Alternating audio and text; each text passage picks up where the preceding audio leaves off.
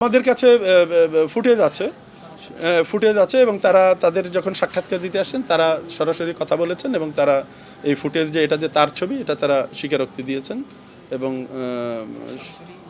এবং তারা সরাসরি এই ঘটনার সাথে যুক্ত ছিলেন এরকম ছবি আমাদের কাছে আছে, ভিডিও ফুটেজ আছে এবং তাদেরকে আমরা ক্রস চেক করেছি যখন ফেস টু ফেস হয়েছে এবং তার ভিত্তিতেই তাদেরকে শনাক্ত করে নিশ্চিত করা হয়েছে এবং আইন প্রয়োগকারী সংস্থার হাতে তুলে দেওয়া হয়েছে।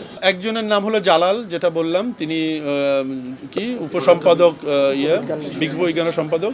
আরেকজনের নাম হলো সুমন, আরেকজন হলো সাকিন, আরেকজন হলো, এই তিনজনকে হস্তান্তর করা হয়েছে।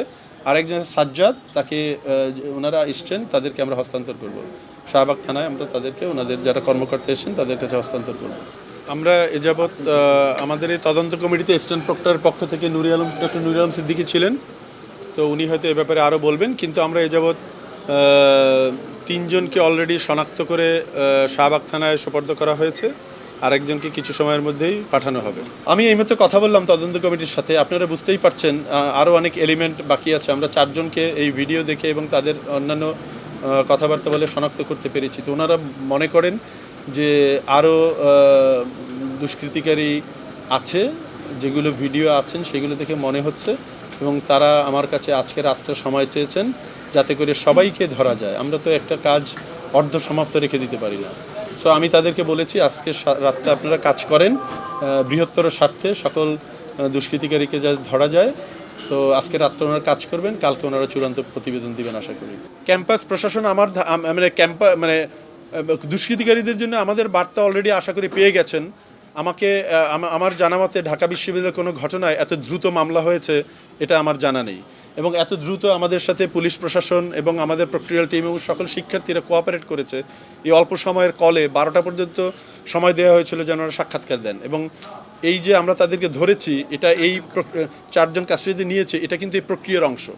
এবং এই বার্তা হলো যে কোনো দুষ্কৃতিকারী এখানে কোনো অপকর্ম করে ছাড়া পাবে না।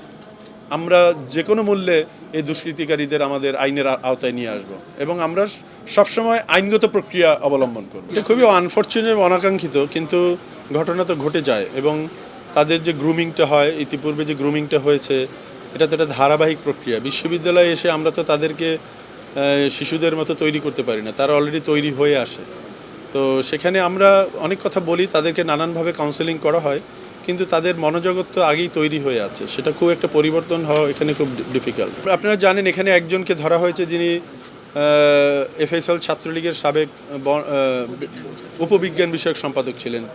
কাজেই দীর্ঘ 15 বছর একটা চর্চা আছে তাদের মধ্যে, এবং তাদের মধ্যে সে উন্মাদনা এবং উন্মত্ততা আছে। এবং আমরা অনেক চেষ্টা করেছি এই 5ই আগস্টের পরে। আমাদের প্রত্যাশা ছিল শিক্ষার্থীরা শান্তিপূর্ণ অবস্থান বজায় রাখছে। প্রথম দিকে হলে প্রবেশ ছিল না, সেখানেও কোনো সমস্যা হয়নি, অত্যন্ত শান্তিপূর্ণভাবে তারা ছিল। কিন্তু এদের মধ্যেও কিছু বিপদগমিত থাকেই, যাদেরকে আমরা সহজে কাউন্সিলিং বলি অন্য কোনো প্রক্রিয়ায় তাদেরকে সংশোধন করতে পারি না। আনফর্চুনেটলি তার একটা মারাত্মক ক্ষতির মধ্য দিয়ে এটা প্রকাশিত হলো, এটা কোনোভাবেই কাঙ্ক্ষিত নয়। আমরা এটাকে একটা ইম্পার্সোনাল দৃষ্টিভঙ্গিতে দেখছি। আমরা দেখেছি হল প্রশাসন এই তদন্ত কাজটা অত্যন্ত দ্রুততার সাথে করেছেন এবং আমাদের প্রক্রিয়ায় কাজ করেছে। কিন্তু গত রাতের যে ঘটনাটা, সেই গত রাতের ঘটনাটায় আমাদের কিছু চিন্তার খোরাক জুগিয়েছে। আমরা সেইগুলো, ওনাদের রিপোর্ট যখন যাবে, আমরাও একটা কেন্দ্রীয়ভাবে তদন্ত কমিটি করব। সেই কেন্দ্রীয় তদন্ত কমিটির টার্মস অফ রেফারেন্সের মধ্যে আমরা এই জিনিসটা আনবো। আমরা এটা তদন্ত না করে আমরা এই মুহূর্তে কিছু বলবো না। এলো মুক্ত চিন্তার স্বাধীন দৈনিক খবরের কাগজ। এখন খবর হবে নিখাত, নির্ভীক, নিরপেক্ষ।